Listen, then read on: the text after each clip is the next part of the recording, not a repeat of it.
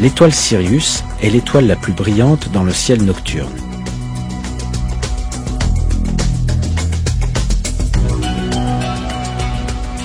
Les astronomes ont calculé qu'elle est distante de nous de 8,5 années-lumière. Ce n'est que très récemment, grâce aux télescopes modernes, qu'on a découvert que Sirius se déplace avec une autre étoile, plus petite qu'elle-même et invisible à l'œil nu. Les scientifiques appellent ce système de deux étoiles Sirius A et Sirius B. La plus grande des deux est Sirius A, qui est l'étoile la plus brillante qu'il est possible de voir à l'œil nu. Sa masse fait 3 fois celle du Soleil, et elle est 10 fois plus brillante que lui. Sirius B, d'un autre côté, est une naine blanche. On ne peut pas l'observer à l'œil nu. Elle possède approximativement la même masse que le Soleil, mais elle est beaucoup plus dense, puisque son diamètre ne fait que 4 fois celui de la Terre. Les étoiles dans le système Sirius se dirigent dans notre direction à des milliers de kilomètres à l'heure. La durée du lever de Sirius à l'horizon de la Terre est exactement la même que celle de notre année solaire, en d'autres mots, 365 jours et 6 heures. Puisqu'ils avaient découvert cette caractéristique intéressante entre l'étoile Sirius et le système solaire, les anciens Égyptiens déclarèrent que le jour où Sirius apparaît pour la première fois à l'horizon serait le premier jour de leur calendrier. À cause de ces caractéristiques, l'étoile Sirius devint un centre d'intérêt pour de nombreuses civilisations antiques. Elles croyaient que cette étoile possédait différents pouvoirs, et certains peuples allèrent même dans leur dépravation jusqu'à l'adorer. Mais le fait est que c'est Dieu, le Seigneur des mondes, qui créa l'étoile Sirius, ainsi que ses caractéristiques, comme il a fait de tout le reste. Dieu fait référence à Sirius, Shira en arabe, dans le verset 40 de la sourate An-Najm du Coran.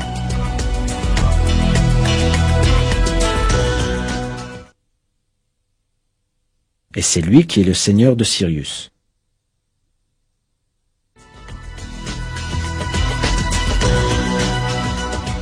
Les étoiles doubles de Sirius orbitent selon des ellipses l'une autour de l'autre.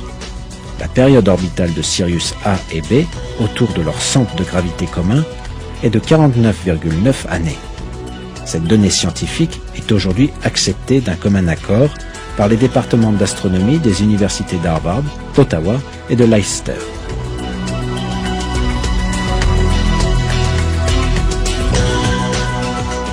Cette information est rapportée de la sorte dans différentes sources. Sirius, l'étoile la plus brillante, est en réalité une étoile jumelle. Son orbite dure 49,9 ans.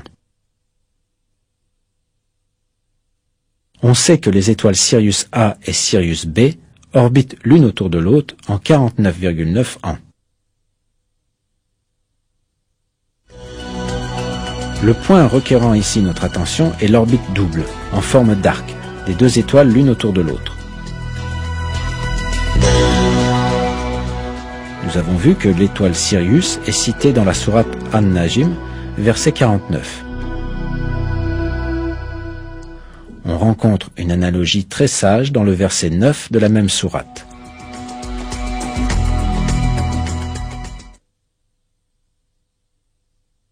À une distance de 2 portées d'arc, ou moins encore.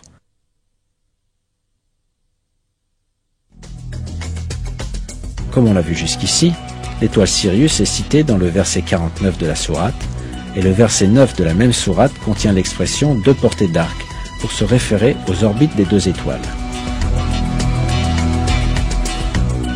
Quand on combine les nombres de ces deux versets, en d'autres mots 49 et 9, on obtient le nombre 49,9, la durée en années des orbites de ces étoiles.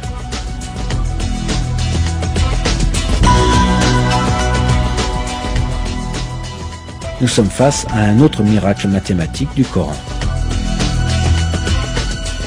Étant donné les moyens technologiques disponibles il y a 1400 ans, il était bien sûr impossible pour les gens de l'époque de savoir que l'étoile Sirius est en fait un système à 2 étoiles, dont une est trop petite pour être vue à l'œil nu, que les 2 orbites de ces étoiles ont la forme d'un arc, et que ses orbites durent 49,9 ans. Les scientifiques n'ont eu ces informations que vers la fin du XXe siècle. Pourtant, notre Seigneur Tout-Puissant, le Créateur de toutes choses, le dirigeant absolu, a révélé miraculeusement ces faits dans le Coran. Dieu sait mieux.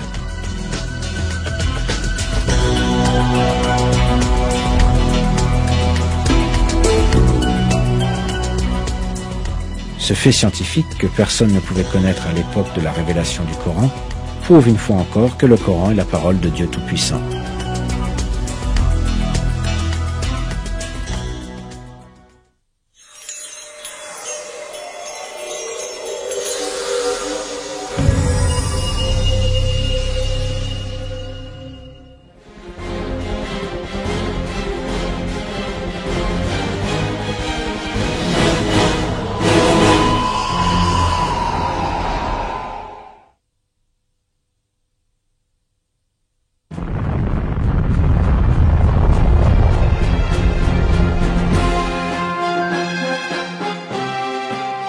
Tout ce que nous avons vu dans ce film nous montre un fait évident.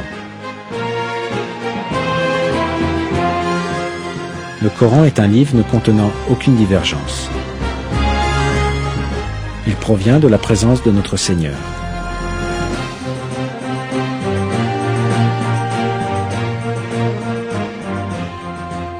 Les sujets mentionnés dans le Coran, les récits du passé ou du futur, et son ordre mathématique contiennent des faits que personne ne pouvait connaître à l'époque. Il était impossible que ces faits aient pu être découverts avec le niveau de science et de technologie de l'époque. Cela est bien sûr une preuve claire que le Coran ne peut pas être la parole d'un être humain.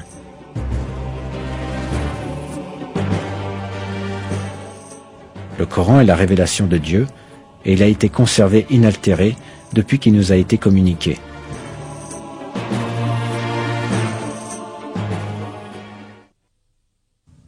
Dit, même si les hommes et les djinns s'unissaient pour produire quelque chose de semblable à ce Coran, ils ne sauraient produire rien de semblable, même s'ils se soutenaient les uns les autres.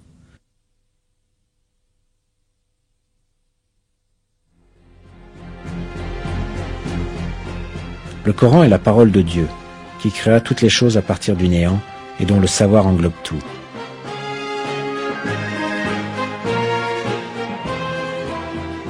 Notre devoir est de nous accrocher fermement à cette écriture divine révélée par Dieu et de l'adopter comme guide.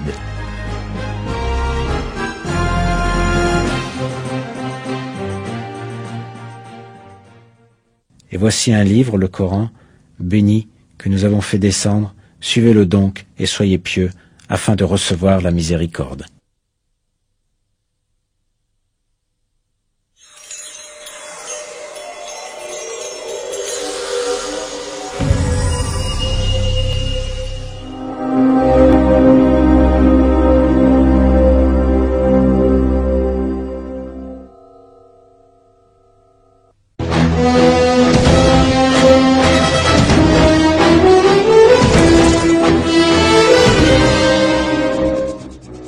Le XXe siècle a vu de nombreuses grandes découvertes concernant les phénomènes célestes dans l'univers.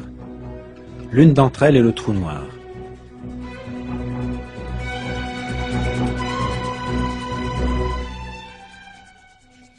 Quand une étoile a consommé tout son carburant, elle s'effondre sur elle-même et se transforme au final en une région de volume nul où la densité est infinie et où règne un champ magnétique immensément puissant.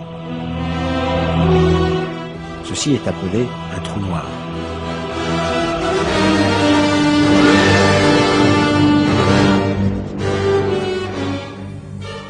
Nous ne sommes pas capables de voir les trous noirs, même avec le télescope le plus puissant, car leur force gravitationnelle est si puissante que même la lumière ne peut en réchapper.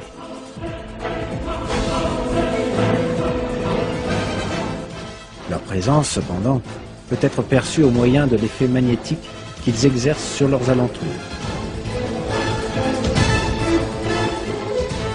Dans le Coran, Dieu attire l'attention sur ce sujet de cette manière, en jurant sur la position des étoiles.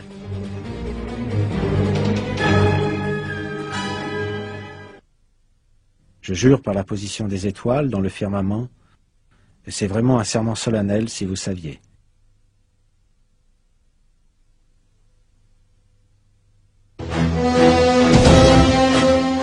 Toutes les étoiles massives exercent des champs gravitationnels dans l'espace. Un trou noir augmente sans cesse sa densité et donc son attraction gravitationnelle, en attirant toutes les choses qui passent près de lui. En un sens, cela ressemble à un trou dans l'espace dans lequel tout ce qui se trouve aux alentours est attiré.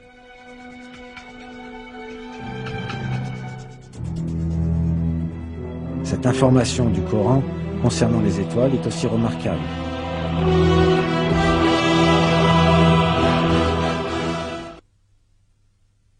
Par le ciel et par le tariq, qui te dira ce qu'est le tariq? C'est l'étoile perçant les ténèbres.